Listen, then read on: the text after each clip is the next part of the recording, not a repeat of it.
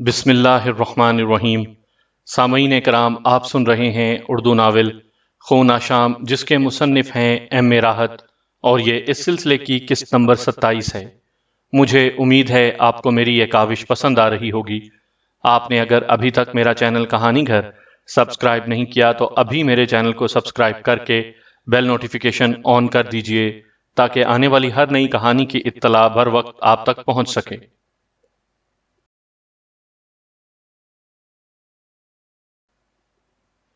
کھنڈرات یقیناً کالے نہیں ہوں گے، بلکہ امتداد زمانہ نے ان کا یہ رنگ کر دیا تھا۔ ہوگی کوئی تاریخ ان کی بھی، انسانوں کی تاریخ تو یکساں ہی ہوتی ہے۔ زمین کے کنارے کنارے چند درخت بھی نظر آ رہے تھے۔ اب چونکہ سورج ابھرنے لگا تھا، اس لیے دھوپ پھیلتی جا رہی تھی، اور دھوپ میں خاصی تپش تھی۔ میں آہستہ آہستہ رینگتا ہوا ایک درخت کے قریب پہنچ گیا اور اس کی جڑ میں جا بیٹھا۔ بدن شدید تھکن سے چور تھا اور میں اپنے اندر بڑی ناتوانی محسوس کر رہا تھا کہ اچانک گھنٹیوں کی آواز کانوں میں ابھری اور میں نے پھن اٹھا کر دیکھا کوئی کسان تھا جو بیلوں کی جوڑی لیے اس جانب آ رہا تھا۔ بیلوں سے ہل بندھا ہوا تھا، لیکن قریب آنے پر میں نے دیکھا کہ بیلوں کے جسم پنجر کی شکل میں نظر آ رہے تھے۔ ہڈیاں ہی ہڈیاں ابھری ہوئی تھیں۔ بہت کمزور اور لاغر بیل تھے۔ کسان انہیں کھیتوں کی زمین پر لے آیا، تب میری نگاہ اس کسان پر بھی پڑی۔ بیلوں سے مختلف نہیں تھا۔ دبلا پتلا، چہرے سے مفلسی ٹپکتی تھی، شیو بڑا ہوا، سر کے بال بکھرے ہوئے، آنکھوں میں ویرانی۔ ہل کی انی زمین پر ڈالی اور بیلوں کو چلانے لگا۔ بیل آہستہ آہستہ بڑھنے لگے۔ کسان ہل کی انی پر کھڑا ہو گیا تاکہ بل کی انی زمین میں داخل ہو جائے۔ ہل کی انی تو زمین میں داخل ہو گئی تھی، لیکن بیل بڑی مشکل سے چل پا رہے تھے۔ وہ زور لگا لگا کر آگے بڑھ رہے تھے، لیکن اپنی ناتوانی کے باعث صحیح طور پر ہل کو نہ کھینچ پا رہے تھے۔ کسان آہستہ آہستہ بڑبڑانے لگا، ارے بروا، زور لگا دو، ارے ہم کا کریں، ہماری تمہاری تقدیر ہی ایسی ہے، ساتھ دو بروا، ساتھ دو۔ کچھ عجیب سی اداسی تھی اس کی آواز میں، ایک ایسا سوز تھا کہ میں چونکے بغیر نہ رہ سکا۔ میں نے پھن زمین پر ڈالا اور آہستہ آہستہ زمین کی مینڈ کے ساتھ رینگنے لگا۔ بیل ہل کھینچ رہے تھے، کسان بڑے پیار سے ان کے پچھلے جسم تھپ تھپا رہا تھا۔ اس کے ہاتھ میں انہیں مارنے کے لیے کوئی چیز نہیں تھی۔ وہ ہر ممکن کوشش کر رہا تھا کہ بیل چلیں، لیکن بیلوں سے چلا ہی نہیں جا رہا تھا، یہاں تک کہ کچھ فاصلے پر پہنچ کر ایک بیل زمین پر بیٹھ گیا۔ کسان جلدی سے ہل سے اتر گیا تھا۔ ارے سسرے، یہ کیا کر رہے ہیں رے؟ ارے بھیا، زمین کھودنی ہے، ویسے بھی بہت سے دن ہو گئے ہیں سسرو، اب تم بھی ساتھ چھوڑو گے تو کیا کھائیں گے، کیا پہنیں گے؟ ارے بھیا، ساتھ دو لاکھو رام کا۔ ارے بے پرواہ، چار چار ہتھنیاں ہیں، تم بھی سسرے ابھی سے بوڑھے ہو گئے۔ ارے اب تو کوئی ڈنگر ہمیں ملے گا بھی نہیں، سسرو جیون بتا دیا تمہارے ساتھ، 1000 بار وہ مسلمان کسائی تمہیں مانگ چکا ہے، ارے کاٹ کوٹ کر کھا جائے گا سسرو، اتنا تو ہمارا ساتھ دو، ہم بھی تم سے کم کمزور نہیں ہیں۔ مگر کیا کریں ان 4 ہتھنیوں کا جنہوں نے ہمیں زندہ رکھا ہوا ہے، مر گئے تو سسریوں کا جانے کیا ہوگا۔ اٹھ اٹھ بیرا اٹھ۔ اس نے بیل کو ٹکٹکایا اور بیل بیچارہ پھر اٹھ کھڑا ہوا۔ میرے دل میں اس کے لیے دکھ پیدا ہو گیا تھا۔ اس زمین پر بسنے والوں کے لیے مشکلات زیادہ تھیں۔ بہت کم ایسے تھے جو سکھ کی زندگی گزار رہے تھے۔ ادھر تیجومل تھا، ادھر یہ لاکھو رام ہے۔ اپنے ہی بارے میں کہہ رہا تھا یہ، مگر بڑی دردناک باتیں تھیں۔ بیل اس کے پرانے ساتھی تھے اور وہ بیلوں کو کسائیوں کے حوالے نہیں کرنا چاہتا تھا کہ وہ سب انہیں کاٹ کاٹ کے کھا جائیں گے، لیکن بیلوں سے چلا بھی نہیں جا رہا تھا۔ در حقیقت ان کے ناتواں جسم اب آرام کرنے کے لیے تھے۔ مجھے بڑی دلچسپی پیدا ہو گئی تھی لاکھو رام سے۔ بہت دیر تک وہ بیچارہ کوششیں کرتا رہا، لیکن ہل چلانے میں کامیاب نہیں ہو سکا۔ تب اس نے بیلوں کو وہیں چھوڑ دیا اور ایک درخت کے قریب آ کر بیٹھ گیا۔ میں اس کی سسکیاں بھرنے کی آوازیں سن رہا تھا۔ میں بھی درخت کے بالکل قریب ہی تھا۔ وہ ہچکیاں لے لے کر رو رہا تھا۔ اب بتاؤ کیا کریں ہم؟ اب تو یوں لگتا ہے جیسے اس بار فصل بھی نہ بوئی جا سکے گی، فاقے ہوں گے، سب کچھ بک جائے گا، اب تو بکنے کے لیے کچھ رہ بھی نہیں گیا، ہائے رام، کیا کریں ہم؟ میں خاموشی سے اس کے سامنے بیٹھا، درد بھری نگاہوں سے اسے دیکھ رہا تھا کہ اچانک اس کی نظر مجھ پر پڑ گئی۔ انسانی فطرت کے مطابق پہلے تو وہ خوفزدہ ہو کر پیچھے ہٹ گیا، پھر شاید اندر کی بے بسی ابھر آئی، کہنے لگا، صحیح سمے پر آ گئے ناگ مہاراج، ڈس لو ہمیں، ہمارا جیون ختم کر دو، بیکار جیون ہے، خود کہیں ڈوب مریں گے تو ساری بستی والے کہیں گے کہ لاکھو رام نے ہمت ہار دی۔ ارے ہم تو ہمت ہار چکے ہیں، بس اپنی ساکھ بنائے ہوئے ہیں، پر اب نہ جیا جائے، ڈس لو ہمیں ناگ دیوتا، ڈس لو۔ اس نے آنکھیں بند کر کے اپنا ہاتھ آگے کر دیا، لیکن میں نے اپنا پھن پیچھے ہٹا لیا تھا۔ وہ کچھ اور آگے بڑھا اور اس بار اس کا ہاتھ میرے جسم سے مس ہو گیا تھا، لیکن میں اور پیچھے ہٹ گیا تھا۔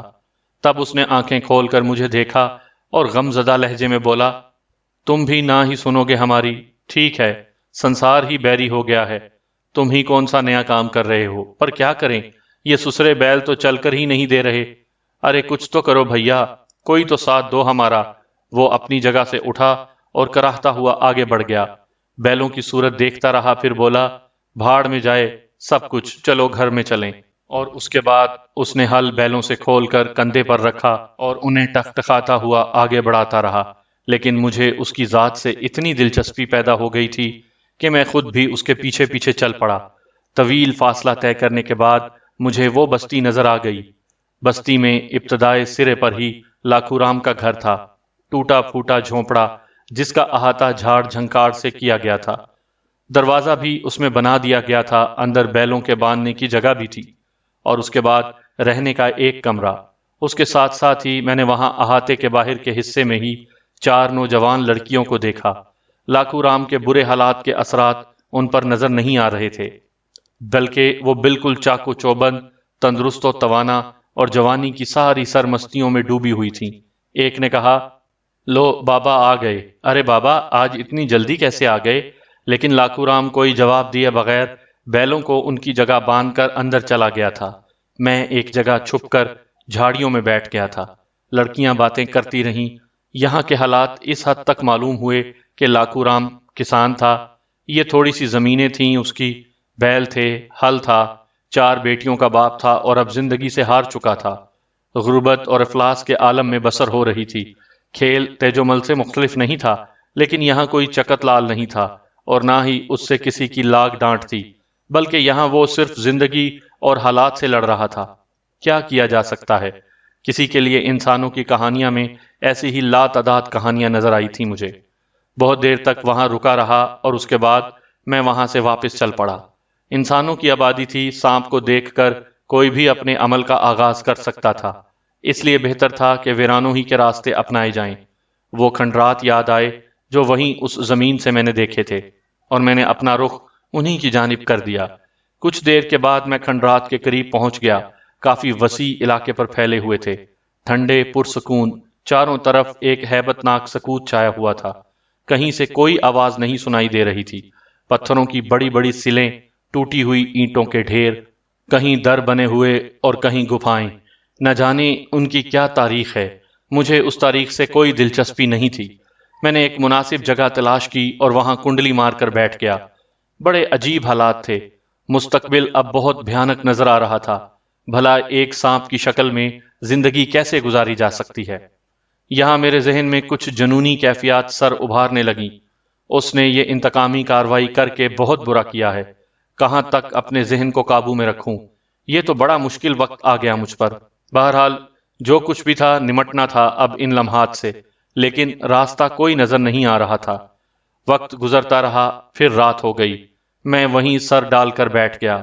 اب سوچنے کے لیے بھی کچھ بھی نہیں تھا میرے پاس۔ کمبخت آشیش بھگونت نے ایسا داؤ مارا تھا کہ چاروں شانے چت ہو گیا تھا۔ کیا کروں کیا نہ کروں؟ رات گہری ہوتی چلی گئی، پھر مجھے یہ اندازہ نہیں تھا کہ کتنی رات گزری ہے کہ اچانک ہی کھنڈرات میں کچھ آہٹیں ابھریں اور میں نے چونک کر پھن اٹھا لیا۔ رات کی تاریکی میں مجھے دن کی روشنی کی مانند سب کچھ نظر آ رہا تھا۔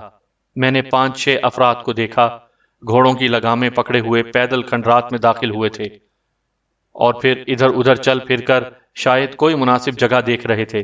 پھر انہوں نے اپنے گھوڑوں کو ایک در کے ستون سے باندھنا شروع کر دیا۔ سب نے اپنے اپنے گھوڑے وہاں باندھ دیے اور گٹھریوں سے گھاس کھول کر ان کے سامنے ڈال دی۔ پھر وہ خود ایک چوڑی سی دیوار کے سائے میں بیٹھ گئے۔ میں نے دلچسپی سے اپنی جگہ چھوڑی اور آہستہ آہستہ رینگتا ہوا دیوار کے عقب میں پہنچ گیا۔ پھر ایک ایسی جگہ جو ذرا بلند تھی منتخب کر کے میں وہاں سے ان کی حرکات کا جائزہ لینے لگا۔ ان میں سے ایک مٹی کے تیل کی لالٹین روشن کر رہا تھا۔ لالٹینیں جل گئیں تو دوسرے نے کہا، چرن ناتھ، روشنی کہیں کسی کو نظر نہ آ جائے۔ کسے نظر آئے گی؟ بستی تو بہت دور ہے اور رات کو بھوتوں کے اس کھنڈر میں کوئی نہیں آتا جاتا۔ اس نے لالٹینیں جلا کر ایک اونچے پتھر پر رکھ دیں۔ تھوڑے سے حصے میں روشنی پھیل گئی تھی۔ میں خاموشی سے پتھر پر بیٹھا ان کی کاروائیاں دیکھ رہا تھا۔ انہوں نے کچھ گٹھریاں کھول کر سامنے رکھیں اور پھر ان کی گرہیں کھولنے لگے۔ گٹھریوں میں سونے چاندی کے زیورات اور کچھ اور قیمتی چیزیں نظر آ رہی تھیں۔ ان میں سے ایک کہنے لگا، بڑا مالدار آدمی نکلا یہ دھنی رام تو۔ سسرے نے پتہ ہی نہیں کہاں کہاں سے دولت لوٹ کر جمع کی تھی۔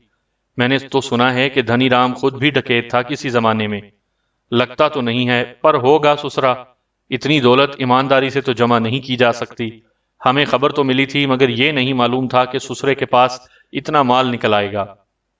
اب رپٹ لکھوائی جائے گی اور ہر کارے نکل پڑیں گے ہماری تلاش میں۔ وہ سسری بڑھیا جو تھی نا، ایسے آنکھیں پھاڑ پھاڑ کر مجھے دیکھ رہی تھی جیسے مجھے پہچان رہی ہو۔ تو نے مار کیوں نہ دیا اسے؟ بڑھیا جو تھی من نہ چاہا، وہ تو آپ ہی مر جائے گی۔ باولا ہے تو ہیرا، خطرے کو نہیں چھوڑنا چاہیے۔ اچھا چلو اب بیکار باتیں مت کرو، اپنا اپنا حصہ نکال لو۔ ان کی باتوں سے مجھے علم ہو گیا کہ وہ ڈکیت تھے اور کہیں سے ڈاکہ مار کر آ رہے تھے۔ وہ اپنے اپنے حصے کرتے رہے اور پھر انہوں نے تقسیم شدہ دولت کو کپڑوں میں باندھ کر اپنے لباس میں چھپا لیا۔ پھر نہ جانے کیسے ایک کم بخت کی نظر مجھ پر پڑ گئی اور وہ دہشت بھرے لہجے میں چیخا، سانپ! کہاں؟ دوسرے نے کہا اور سب اچھل کر کھڑے ہوئے۔ پھر سبھی نے مجھے دیکھ لیا۔ مارو یار اسے، مارو نہیں تو گھوڑوں وغیرہ کو کاٹ کھائے گا اور پھر ہمیں بھی رات یہاں ٹھہرنا ہے۔ ان میں سے ایک نے پتھر اٹھا کر پوری قوت سے میری جانب اچھالا۔ پتھر میرے جسم کو لگا لیکن چوٹ کوئی خاص نہیں تھی۔ میں وہاں سے ہٹ گیا اور پھن نیچے ڈال کر تیزی سے اینٹوں کے درمیان رینگنے لگا، لیکن ان لوگوں کو مجھ سے نہ جانے کیا نفرت پیدا ہو گئی تھی، وہ مجھ پر پتھراؤ کرتے رہے۔ انہوں نے لالٹینیں ہاتھ میں اٹھائی تھیں اور جدھر میں جا رہا تھا ادھر ہی دوڑ رہے تھے۔ پیچھے سے وہ مجھ پر پتھر پھینکتے جا رہے تھے۔ حالانکہ پہلا پتھر میرے جسم پر لگا لیکن کوئی خاص چوٹ نہیں لگی تھی۔ البتہ میں خوفزدہ ضرور تھا۔ ہو سکتا ہے آشیش بھگونت نے مجھ سے میری وہ شکتی بھی چھین لی ہو۔ انسان کے روپ میں تو میرا جسم ناقابل تسخیر تھا، سانپ بن کر تو میں بہت کمزور ہو گیا تھا۔ ہو سکتا ہے کوئی پتھر میرے سر وغیرہ پر پڑ جائے اور مجھے کوئی نقصان پہنچ جائے۔ وہ سارے کے سارے اس طرح پیچھے پڑے تھے کہ سنبھلنے کا موقع ہی نہیں دے رہے تھے۔ بڑی مشکل سے ایک چھوٹا سا بل نظر آیا۔ میں نے سوچا کہ اس وقت تو ان سے جان بچانے کے لیے اندر گھس ہی جاؤں، جو ہوگا دیکھا جائے گا۔ چنانچہ میں اس سوراخ سے اندر داخل ہو گیا۔ اندر گہری تاریکی تھی لیکن مجھے سب کچھ نظر آ رہا تھا۔ سوراخ کافی دور تک ایک سرنگ کی شکل میں چلا گیا تھا اور ابھی میں سنبھلنے بھی نہ پایا تھا کہ اچانک بڑی تیزی سے نیچے گرنے لگا۔ کافی نیچے جا کر گرا تھا میں، لگتا تھا جیسے کوئی کنواں ہو۔ نیچے گر کر میں نے نگاہیں اٹھا کر اوپر دیکھا تو سوراخ نظر آ رہا تھا۔ جس جگہ میں گرا تھا وہ ایک بڑی سی باولی تھی، گول اور چنی ہوئی اینٹوں سے اوپر تک جانے والی۔ باولی میں جھاڑ جھنکاڑ اگے ہوئے تھے، چاروں طرف چھوٹے بڑے سوراخ تھے، جگہ جگہ چوہے نظر آ رہے تھے اور ان کی بھاگ دوڑ سے ہلکی ہلکی سرسراہٹیں ہو رہی تھیں۔ مجھے دیکھ کر وہ سہم گئے اور دوڑ کر باولی کی دیواروں میں بنے ہوئے سوراخوں میں جا گھسے۔ میں نے اپنے آپ کو سنبھال کر کنڈلی ماری اور بیٹھ گیا۔ میرا پھن چاروں طرف گردش کر رہا تھا۔ تبھی مجھے ایک کونے میں ایک چمکتی ہوئی شے نظر آئی اور میں اسے دیکھنے لگا، پھر آہستہ آہستہ رینگ کر اس کے قریب پہنچ گیا۔ یہ پیتل کے دو کلسے تھے، کافی بڑے بڑے اور چوڑے منہ والے۔ میں نے اپنا جسم اوپر اٹھایا، کلسوں پر ڈھکن ڈھکے ہوئے تھے اور ان پر شاید مٹی لگا دی گئی تھی، لیکن پرانی ہونے کی وجہ سے یہ مٹی بھی جگہ جگہ سے ٹوٹ گئی تھی اور ڈھکن بھی ایک آدھ جگہ سے اوپر اٹھ گیا تھا۔ میں نے اپنے پھن سے ایک کلسے کے ڈھکن کو تھوڑا سا دھکیلا تو اندر سے روشنی چمک اٹھی۔ کلسوں میں سونے کی گنیاں بھری ہوئی تھیں، گنیاں کلسوں میں اوپر تک بھری ہوئی تھیں۔ میں نے اپنے پھن سے انہیں ہلایا جلایا تو پتہ چلا کہ گنیاں نیچے تک چلی گئی ہیں۔ راجا نے یا ان کھنڈرات کے کسی مالک نے سونے کی اشرفیوں سے بھرے ہوئے یہ کلسے یہاں زمین میں دبا دیے تھے یا اس باولی میں محفوظ کر دیے تھے اور پھر خود کسی چتا میں جل کر بھسم ہو گیا تھا یا قبر کی گہرائیوں میں چلا گیا تھا۔ میں نہیں جانتا تھا کہ کیا ہوا، لیکن اس کا مجھے یقین ہو گیا کہ کھنڈرات میں اس عظیم الشان خزانے کے بارے میں جاننے والا کوئی نہیں ہے۔ بہرحال یہ تو میں نے زمین کی گہرائیوں میں دیکھا تھا، مجھے بھلا سونے کی ان اشرفیوں سے کیا دلچسپی ہو سکتی تھی؟ میرے لیے سب کچھ بیکار تھا۔ چنانچہ میں وہاں سے ہٹ گیا۔ باہر نکلنے کا راستہ وہی سوراخ تھا، لیکن باؤلی کا ایک چکر لگا کر مجھے پتا چل گیا کہ ایک راستہ اور بھی ہے۔ لکڑی کا بنا ہوا ایک دروازہ تھا، جسے اگر انسانی ہاتھ کھولنے کی کوشش کرتے تو بآسانی اسے کھول سکتے تھے، کیونکہ وہ بالکل بوسیدہ ہو چکا تھا۔ ایک دو جگہ اس میں سوراخ بھی ہو گئے تھے۔ میں نے دروازے کی چوکھٹ کے نیچے قوت آزمائی کی تو چوکھٹ جو کبھی لکڑی کی بنی ہوئی ہوگی پل بھر میں مٹی کی طرح اپنی جگہ سے ہٹ گئی، اور میں اس سوراخ سے دوسری طرف نکل آیا۔ یہاں سیڑھیاں بنی ہوئی تھیں، اور یہ سیڑھیاں کافی اوپر تک چلی گئی تھیں۔ میں ان سیڑھیوں سے چڑھتا ہوا اوپر آ گیا۔ یہ ایک کمرہ تھا جس میں پتھروں کی کچھ مورتیاں سجی ہوئی تھیں۔ یہ مورتیاں بھی بہت قدیم تھیں۔ اس سارے ماحول کو دیکھتا ہوا بالآخر میں اس کمرے سے بھی باہر آ گیا۔ یہ کھنڈر سے باہر کا منظر تھا۔ میں نے دیکھا کہ ڈاکوؤں نے لالٹینیں بجھا دی ہیں، اور غالباً میری نگاہوں سے گم ہونے کی وجہ سے خوف زدہ ہو گئے ہیں۔ وہ اپنے گھوڑے کھول رہے تھے۔ پھر میں نے انہیں گھوڑوں پر بیٹھ کر وہاں سے جاتے ہوئے دیکھا اور گردن ہلانے لگا۔ کیا عجیب زندگی ہو گئی تھی میری! میں نے دل ہی دل میں سوچا۔ دماغ میں بہت سے خیالات آ رہے تھے۔ پھر اچانک ہی مجھے لاکھو رام کسان کی باتیں بھی یاد آئیں۔ اس کا گھر بھی دیکھ آیا تھا میں، اور بقول اس کے ان چاروں ہتھنیوں کو بھی دیکھ لیا تھا جو اس کی زندگی کی گاہک بنی ہوئی تھیں۔ واقعات سب سمجھ میں آ رہے تھے۔ 4 جوان بیٹیوں کا باپ، جس کے بیل بھی اس کے ساتھ بوڑھے ہو گئے تھے، اور اب وہ زندگی کے بوجھ کو گھسیٹ رہا تھا۔ مر جانے کا خواہش مند تھا تاکہ اپنی مصیبتوں سے چھٹکارا پا لے۔ پھر اچانک میرے ذہن کو ایک جھٹکا سا لگا۔ سونے کی اشرفیوں سے بھرے ہوئے یہ کلسے اگر لاکھو رام کو مل جائیں تو کیا اسے نیا جیون نہیں مل جائے گا؟ اس خیال نے دماغ ایک دم روشن کر دیا تھا، اور میں بڑے خوشگوار انداز میں سوچنے لگا تھا۔ لیکن پھر خود ہی دل پر ایک عجیب سا بوجھ آ پڑا۔ میری تو زبان بھی نہیں ہے۔ ناگ کی حیثیت سے لوگ بس مجھ سے خوف ہی کھا سکتے ہیں۔ لاکھو رام کو کیسے بتاؤں گا کہ کھنڈرات میں اس کے لیے زندگی چھپی ہوئی ہے؟ کیا ترکیب ہو سکتی ہے ایسی کہ لاکھو رام کو میرے دل کی بات پتہ چل جائے؟ سامعین کرام، آپ یہ کہانی میرے چینل کہانی گھر پر سن رہے ہیں۔ آپ نے اگر ابھی تک میرا چینل کہانی گھر سبسکرائب نہیں کیا تو ابھی میرے چینل کو سبسکرائب کر کے بیل نوٹیفیکیشن آن کر دیجئے، تاکہ آنے والی ہر نئی کہانی کی اطلاع بر وقت آپ تک پہنچ سکے۔ بہت غور کرنے کے بعد بھی کوئی ایسی ترکیب سمجھ میں نہیں آئی جس سے میں لاکھو رام کو ان اشرفیوں کے بارے میں بتا سکوں۔ حالانکہ دل یہی چاہ رہا تھا کہ جب یہ تھوڑی سی معلومات مجھے حاصل ہوئی ہیں تو کیوں نہ ایک مجبور اور بے کس آدمی کو ان کے بارے میں بتا دوں۔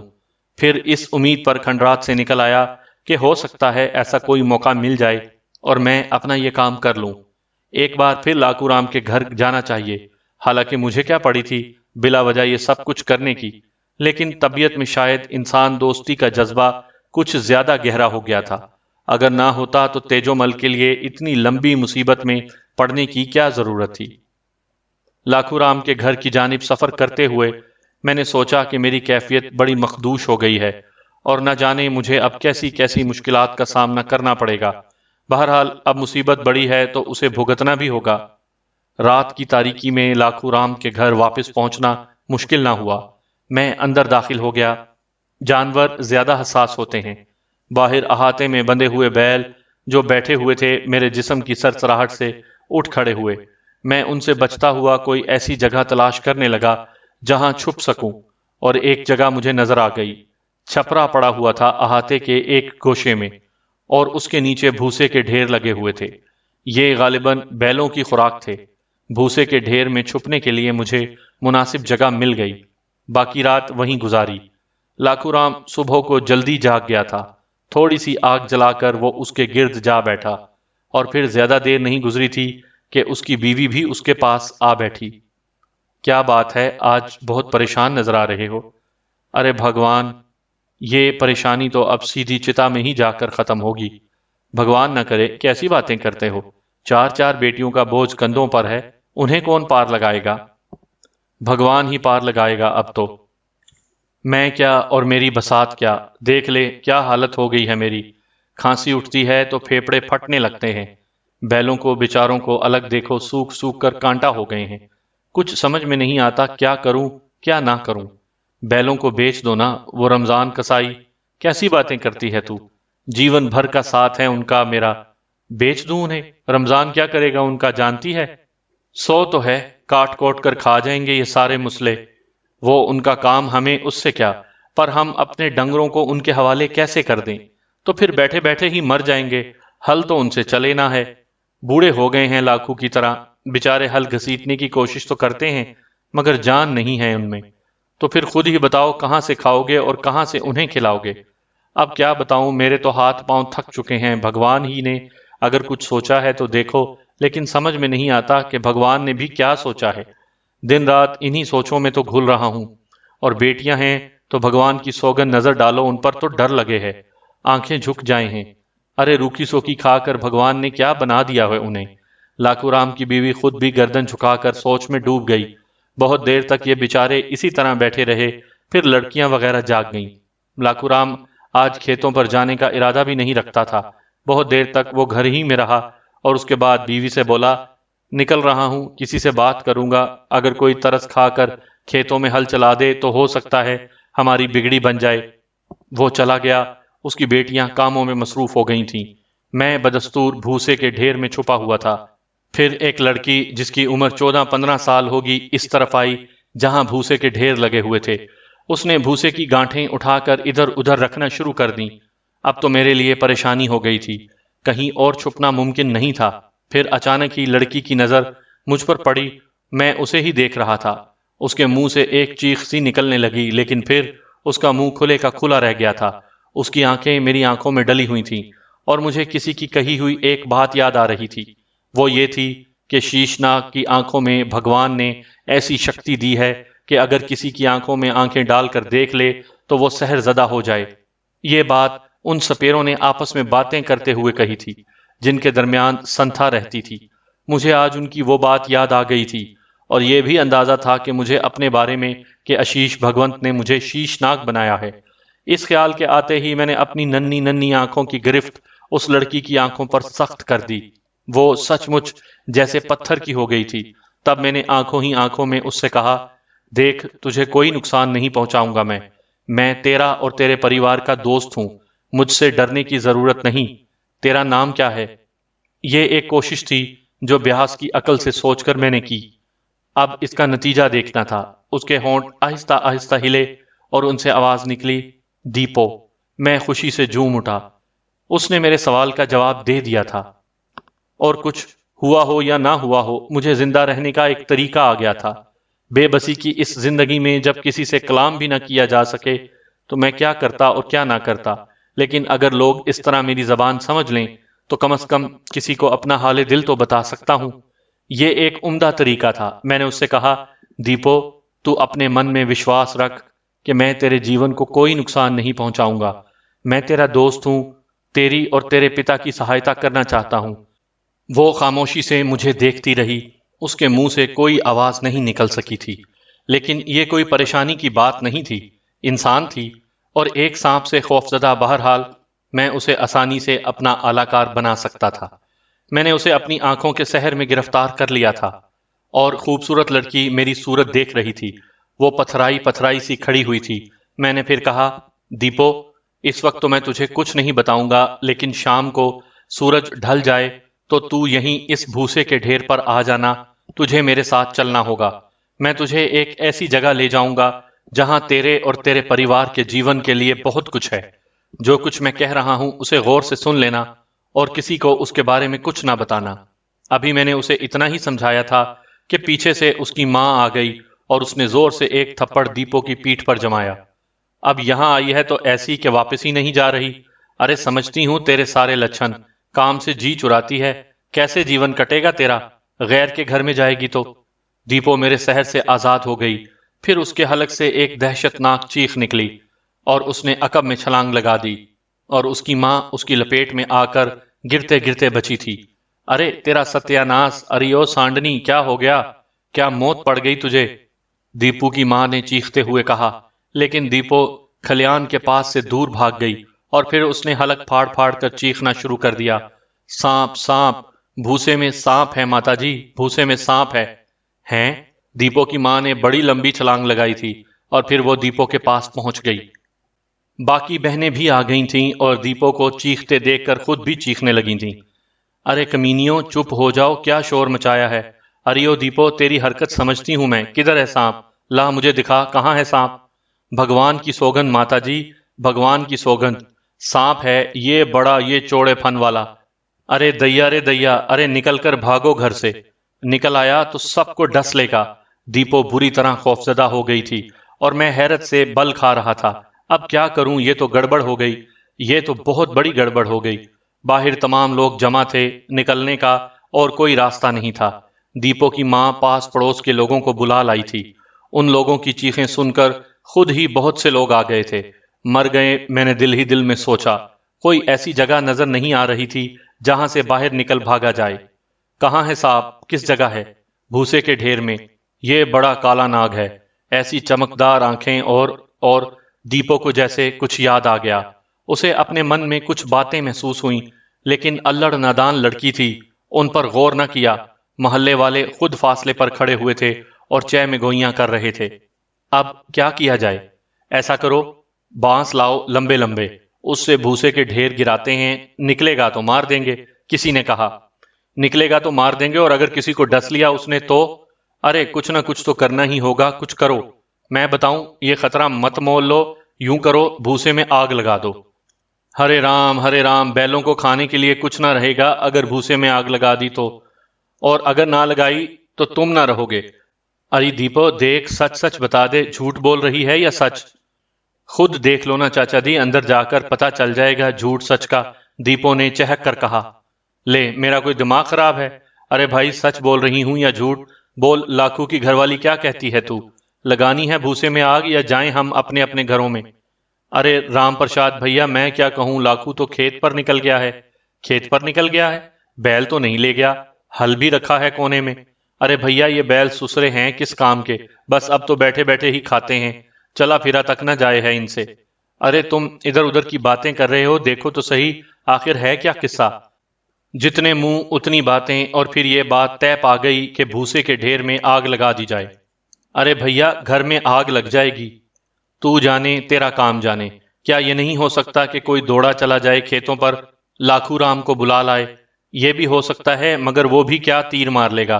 دیکھو بھائیو، اگر سچ مچ ناگ ہے تو پھر، کسی نے کہا، لیکن درمیان ہی میں جملہ ادھورا چھوڑ دیا اور ایک دم بھوسے کے ڈھیر کی طرف دیکھ کر چیخا، ہے بھیا ہے، میں نے ابھی اس کی دم دیکھی ہے۔ کدھر، کہاں؟ وہ دیکھو، وہ دم نظر آ رہی ہے، اس نے کہا، اور میں نے جلدی سے اپنے بدن کو سکیڑ لیا۔ پتا نہیں کمبخت کو کہاں سے میری دم نظر آ گئی تھی۔ بڑی مشکل میں پھنس گیا تھا، کیا کروں کیا نہ کروں۔ اگر ان لوگوں نے بھوسے کے ڈھیر میں آگ لگا دی تو نہ جانے کیا حشر ہو میرا۔ ابھی یہ بات پایا تکمیل تک نہ پہنچ پائی تھی کہ انسانی حیثیت سے جو خوبیاں میرے اندر تھی وہ سانپ کی حیثیت سے باقی رہی ہیں یا نہیں، اس لیے خوف زدہ تھا۔ میری دم دیکھ لی گئی تھی اور لوگوں کو یقین ہو گیا تھا کہ بھوسے میں سانپ موجود ہے۔ اب بھلا یہ جیالے کہاں ماننے والے تھے؟ چنانچہ لالٹینیں لائی گئیں جس میں مٹی کا تیل بھرا ہوا تھا، اور بھوسے کے ڈھیر پر تیل چھڑکا جانے لگا۔ یہ بھی ان لوگوں کی سادگی ہی تھی، خشک بھوسے میں کوئی آگ کی ایک چنگاری ہی پھینک دیتا تو وہ آگ پکڑ لیتا، لیکن بڑی مشکل پیش آ گئی تھی مجھے۔ میں بے چینی سے بھوسے میں جگہ بنا کر رینگنے لگا، اور پھر تقدیر نے میری مدد کر دی۔ زمین میں ایک بڑا سا سوراخ نظر آ گیا تھا، غالباً چوہوں نے اپنے رہنے کے لیے بل بنا لیا تھا۔ میں نے جلدی سے پھن سکوڑا اور اس سوراخ میں گھسنے کی جگہ تلاش کرنے لگا۔ پھر یہ دیکھ کر میرے دل کو سکون کا احساس ہوا کہ سوراخ نیچے ہی نیچے دور تک لمبا چلا گیا تھا۔ میں برق رفتاری سے اپنے بدن کو جنبش دیتا ہوا اس سوراخ میں آگے بڑھتا رہا۔ سوراخ ایک دیوار کے پاس جا کر ختم ہو گیا تھا۔ کیا مدد کی تھی چوہوں نے میری! یہ اسی گھر کا ایک کمرہ تھا، کچی مٹی سے بنا ہوا۔ سوراخ اس کمرے میں جا کر کھلتا تھا، اور یہ کمرہ بھوسے کے اس ڈھیر سے کافی فاصلے پر تھا، گویا یہ امن کی جگہ تھی۔ یہاں بھی کچھ چیزیں ایسی رکھی ہوئی تھیں جن سے سوراخ ڈھکا ہوا تھا، لیکن اس سے باہر نکلا جا سکتا تھا۔ ابھی تو باہر اتنے افراد تھے کہ اگر میں اس سوراخ سے نکل کر گھر سے بھاگنے کی کوشش کرتا تو ایک بار پھر مصیبت کا شکار ہو جاتا۔ بہرحال یہ امن کی جگہ تھی۔ مجھے صاف محسوس ہوا کہ بھوسے کے ڈھیر میں آگ لگا دی گئی ہے اور وہ دھڑا دھڑ جل رہا ہے۔ لوگ لاٹھیاں اور ڈنڈے لیے ہوئے کمرے سے کافی فاصلے پر کھڑے ہوئے تھے تاکہ آگ سے گھبرا کر اگر میں باہر نکلوں تو ڈنڈوں سے پیٹ پیٹ کر مجھے ہلاک کر دیا جائے۔ واہ ری تقدیر، یہ ہوتا ہے غرور کا سر نیچا۔ کسی سے شکست نہیں قبول کرتا تھا میں، ہر ایک کے سامنے سینہ تان کر کھڑا ہو جاتا تھا، لیکن آج چھپا چھپا پھر رہا تھا۔